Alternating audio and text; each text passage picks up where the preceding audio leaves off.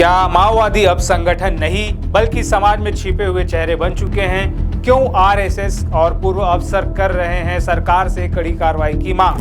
क्या शांति वार्ता सिर्फ एक रणनीति है या माओवादियों का नया जाल? देखिए ये रिपोर्ट जो खोलेगी माओवादी संगठनों के नए फ्रंट का सच।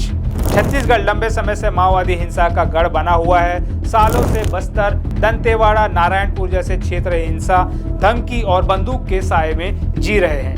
लेकिन अब लड़ाई सिर्फ जंगलों में नहीं रह गई है, बल्कि माओवादी विचारधारा शहरों, संस्थानों और संगठनों के जरिए फैल रही है।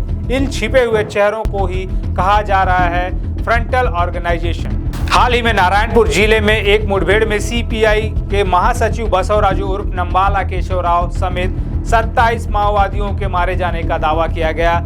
इस घटना ने एक बार फिर नक्सलवाद पर बहस छेड़ दी है। शुक्रवार को राष्ट्रीय स्वयंसेवक संघ आरएसएस से जुड़े लोगों, वकीलों, शिक्षाविदों और सेवानिवृत्त अफसरों ने एक अहम प्रेस कॉन्फ्रेंस की। इसमें छत्तीसगढ़ सरकार से यह मांग की गई कि माओवादियों के फ्रंटल संगठनों और उनसे जुड़े लोगों के खिलाफ कड़ी कार्रवाई की जाए। इस प्रेस कॉन्फ्रेंस में इंटेलेक्चुअल फोरम ऑफ छत्तीसगढ़ के बैनर तले 15 संगठनों के प्रतिनिधियों ने खुला पत्र सरकार को सौंपा।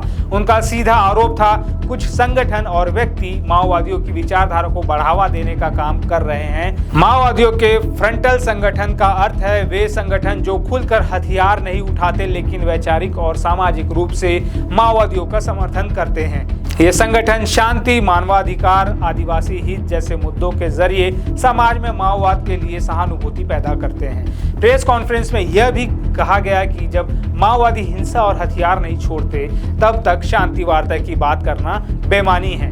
सलवा जुडू में एक समय में छत्तीसगढ़ की सरकार द्वारा माओवादियों के खिलाफ चलाया गया आदिवासी जन आंदोलन था, लेकिन साल 2011 में सुप्रीम कोर्ट ने इस पर रोक लगा दी थी।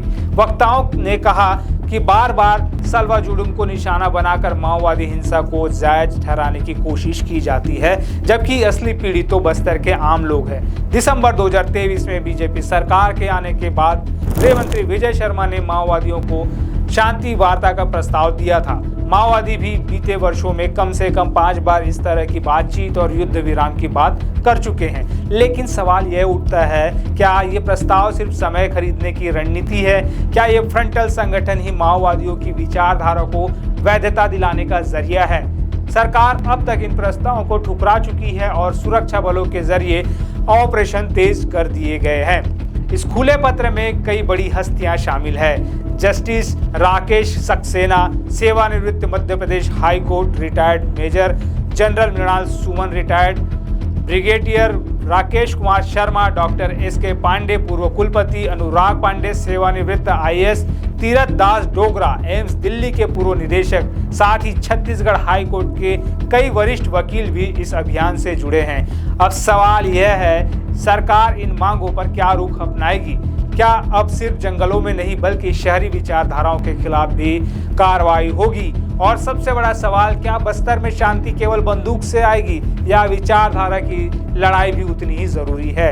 अगर आपको ये रिपोर्ट उपयोगी लगी हो तो वीडियो को लाइक करें, चैनल को सब्सक्राइब करें और अपने विचार नीचे कमेंट में जरूर लिखें।